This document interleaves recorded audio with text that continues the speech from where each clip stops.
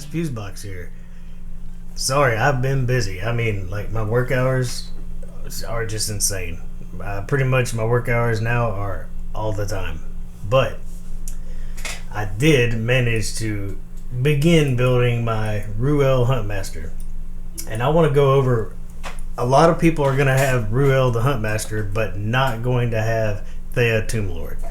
That pair is obviously amazing, can pretty much wipe any wave you come across. But I think Ruel's got more. He's not 60, but he's on his way. I mean, just 9 more levels. I ran out of silver. I've got him in a pretty much just a standard build for damage. It's not maxed out. It's not min-maxed right now. It's got odd gear. Right now I'm wearing a frost set. I used gear that I already had rolled up, so that way it was cheap on me. But anyways, my stats, let's just kind of look at the stats.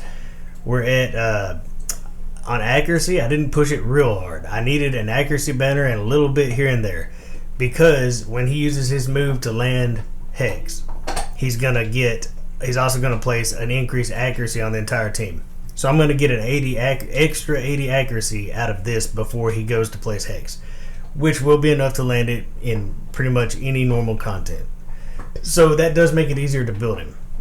If you want to, he has an amazing crit aura for anybody in all battles. So you could even build your entire team around this guy. And I want to show a little bit about that too. This is a little bit theory crafting, but we're going to go ahead and do this stuff too. My attack can be higher, my crit damage could be higher, and my crit rate, depending on how I use him, could be lower or higher. But he's a solid build, right? We can use him and check him out. Right now, for masteries, I went ahead and, to keep it simple on getting minimum accuracy, I went ahead and just took a little bit of accuracy. I do like when his Hex wears off on everybody. We're going to go ahead and increase my turn meter, get him back around.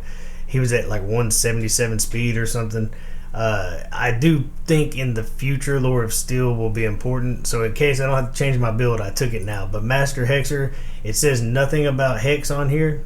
So hopefully this we'll find out together. Place every now and then an extra turn of Hex. That would be great. And then kind of into just a damage build, crit rate, crit damage, shield breaker, just in case we try him out in the arena. And I'm going to talk about that too.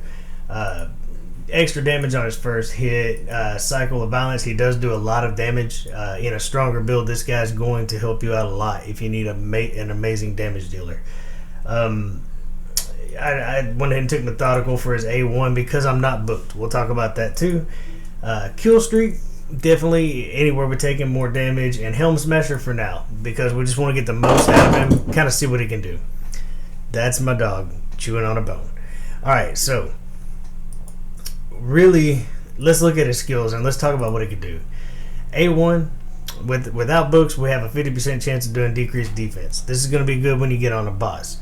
If he becomes a boss damage dealer for you, and I'll talk about why he might be good there, you might take War Master.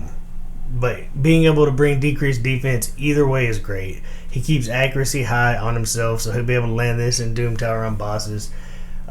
He transfers a random debuff from himself to the target if they're under a Hex. That's also good. So A2. That's a solid A1. Alright, A2.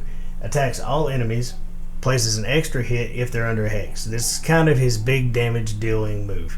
He'll ignore 25% of each target's defense if there are 4 or more Hexes out on the enemies. So on wave clear in the arena, if he lands all his Hexes, or 4 when you're in the Doom Tower, he's going to ignore 25% defense. That is a free Savage set, basically.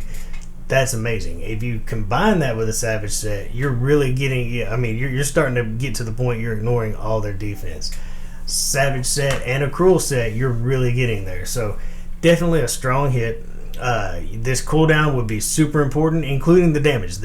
These books are going to be amazing. I have 3 books right now, and I can't decide. They're not going to get me to the important stuff, so I'm not using them yet. But I think I want to build this guy out. Same here. Increasing this to a 75% chance to land decreased defense is going to be great. I'm going to do a little theory craft talking about Clan Boss in a minute too. Let's keep going. So this move is what sets up Unleash the Hunt.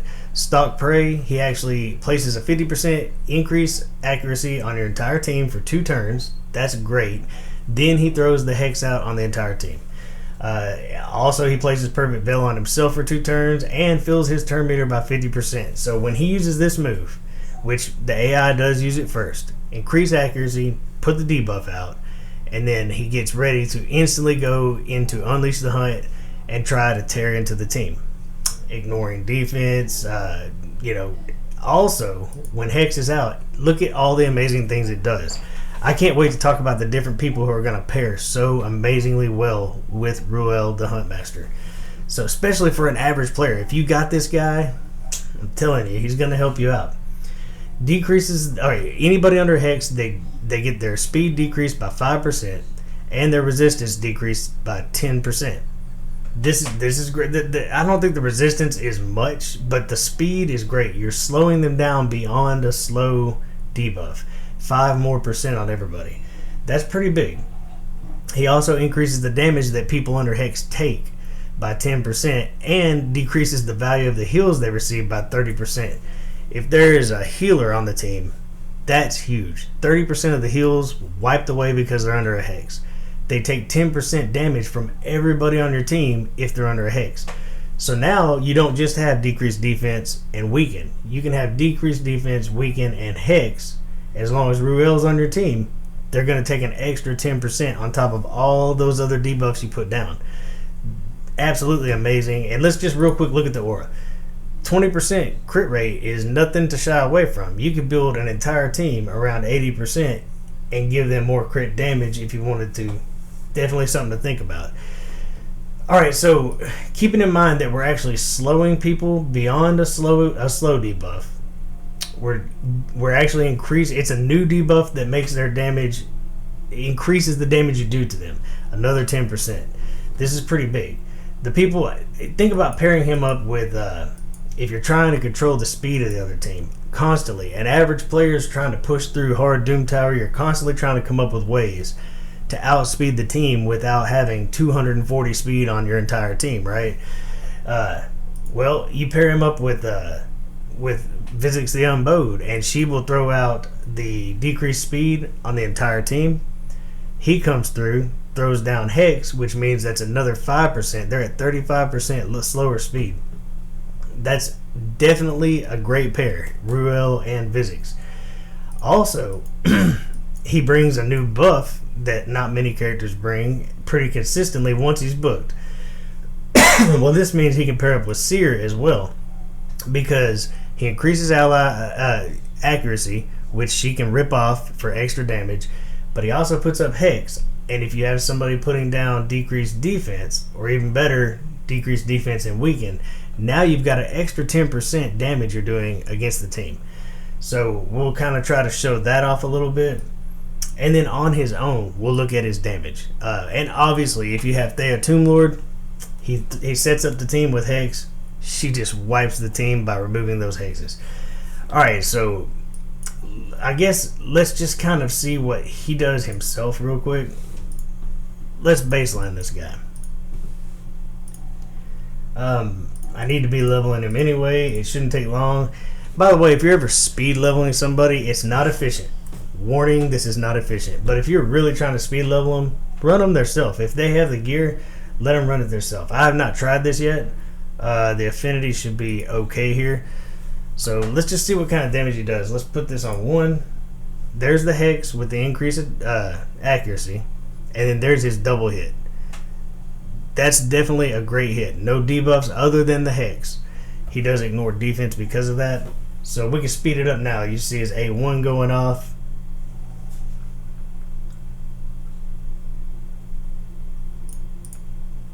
Let's see. Let's take control here. So because of the books, we don't get back around too quickly. But attacks all enemy. Okay, this is the one that would be a double hit if we had Hex back up. Now we get to start over.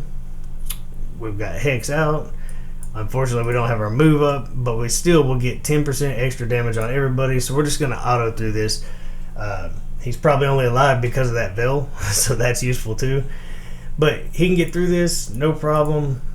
He can level himself without a doubt. If you had books on him, man, he would just be running right through it because he'd get back around to his abilities quickly. So he does good damage. So let's just find us a wave. We won't sit through an entire fight. Let me set up a wave against a level 25 dragon real quick and see what he can do paired up with Seer. Okay, so we're basically just going to wipe one wave. I'm not bringing any. I don't have a good reset character. Renegade's not built up well enough to do it. I don't have Kymar. So we're going to show how we're using his crit rate. Because, let me show you what I did for this. And I actually like this. If you were using his crit rate aura on purpose to wipe waves quickly, you could take your crit rate down pretty low and increase your crit damage on people like Seer and not worry much about her accuracy as well, because he's going to increase accuracy right before she rips it off. Plus, you're ripping off your own buffs to get through waves. The accuracy really doesn't matter there. So you could. I'm not going to change up my whole team, but I definitely want to see her do some damage with a bunch of buffs, him increasing her crit rate, so that I can have a slightly stronger build. So this should be a full auto, and as long as we get the crit on everybody, this should be a pretty massive hit. So we're just buffing up with everybody. Buffs here. There's his buff. Now we have 10% more damage because of Hex, and then she should bring in her big hit. And we actually did not get a crit on one, but definitely would be a great way to kind of build her up, so he could pair up really good with her. And he could also change, if you have maybe a wave clear team that you take through Doom Tower, like all the regular wave teams, you could definitely use him as a lead and make that a stronger, faster team, especially if you're struggling with gear. You know, I'm not like proper in game. I have some good gear, but I'm not like right up there with everybody, so definitely one way to go. Now back to trying to control people while you go through waves and bringing him in for damage. Well, we've got Achak, he can freeze every now and then. We've got Vizix, who can slow the team down, and she can provoke. Not only does she slow him down, but so does Ruel Huntmaster by an extra 5%.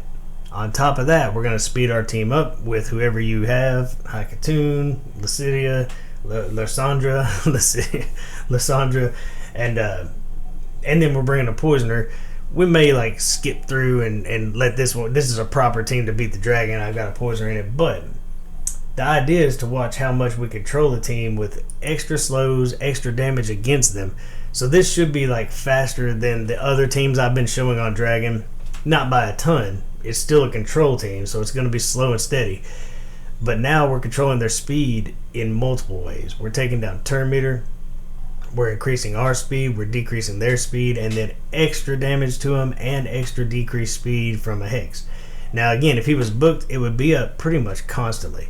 I have not noticed one land for 3 turns yet. Let's keep an eye on that. I do not know if we actually Master Hexer works for that or not. If not, I'd rather take Lasting Gifts for the increased accuracy.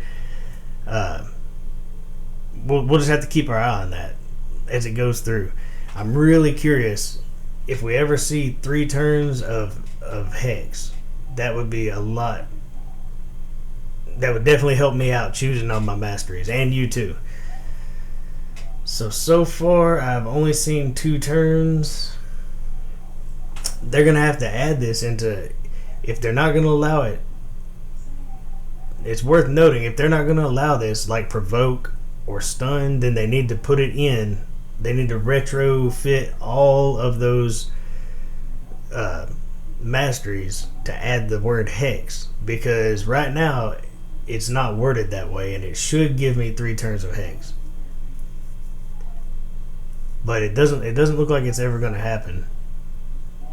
That's been a lot of chances for it to go, and I haven't seen it do it yet.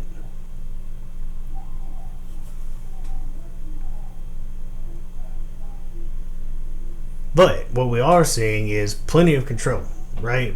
Plenty of control. He pairs up really well with Vizix the Unbowed. I did see, look, we got 3 on one of the Hexes, so it is worth putting out there. If you're running him without Thea Tomb Lord, then keeping a Hex up will keep damage up and speed down against an enemy. So we've just got really unlucky apparently, because that one did land for 3 right there. So that's good to know. Master Hexer is worth taking as a mastery if you want that to last longer. That's more important if you don't have books, and we don't have books. But the damage he does makes Cycle of Violence bring him back around pretty quick. So that's another way to get him back to that move. So let's speed this up, and then we'll move on to a little bit more. Okay, I took him up to level 60, and I'm going to go against the Red Affinity Dragon. So I was going to show stage 20, but his affinity lines up better with 18, just to see what kind of damage he does with full buff and debuff. So we're going to go ahead and put increase attack. We're going to go ahead and try to decrease defense and weaken. We'll try to spread that buff to everybody, and, well, that'll work though. That's good enough. So we're going to have to increase. Here's where we place Hex on everybody. And now we'll just cycle right back to him. He boosts himself so fast, he comes right back around. This is that big hit. We'll slow it down, see if it's anything worth noting. So definitely in a weak build, definitely does good damage. It wouldn't take much to wipe this team from this point, and everyone else will do more damage from this point too. So that's worth noting. So what else could we get out of this guy? If I had a stronger build, it's probably not worth taking in the arena built with the attack value I have. All this needs to be rolled up. This isn't the gear that I think I'll play him in. But if we had him at a good 5,000 attack, maybe 240, 250% damage, then honestly we're not too far off from what we would need. But if you take him in the arena, you'll want to make him pretty fast. And if he's fast enough, he'll definitely be able to, if you have maybe speed into speed with a debuffer, and him going right back into his second move, it may actually play out where he can do his big hit before the other team takes a turn. But you're going to have to be fast for that. Without question, your whole team will have to be very fast to get use out of him. Now, on a relatively tanky team, the Hex is going to bring an awful lot, but you know, the arena, it's gonna take a stronger build to really try him out. But Clan Boss, this is something that I've been wondering. Bringing this guy into Clan Boss, he can decrease defense. That's always good. It's on an A1. He also can place Hex. Now that's 10% more on top of weaken and decreased defense. All you need is to sneak a weaken in with another character, and you've got all 3 debuffs now, including Hex. This might be we're really min-maxing here. He doesn't bring a whole lot else, but he can increase accuracy. If you could build a team around this guy with his crit aura and his accuracy, because with books, speed tuned right, he could always have accuracy up, he could always have Hex on the boss, and easily keep decreased defense on the boss. Now this means you could build a team for Ultra Nightmare Clan Boss with somewhere around 150 accuracy. That opens up a lot more room, and his crit rate could make it a whole lot easier. The threshold could be 80% crit, around 150 on accuracy, meaning you could really build higher damage teams with extra, if you need defense or attack or whatever. It depends on if it's unkillable or not. But you could build them with more crit rate damage, whatever it is you need to min-max that team. Will it pay off in the end? It's really hard to say. It's a pretty big investment just to find out.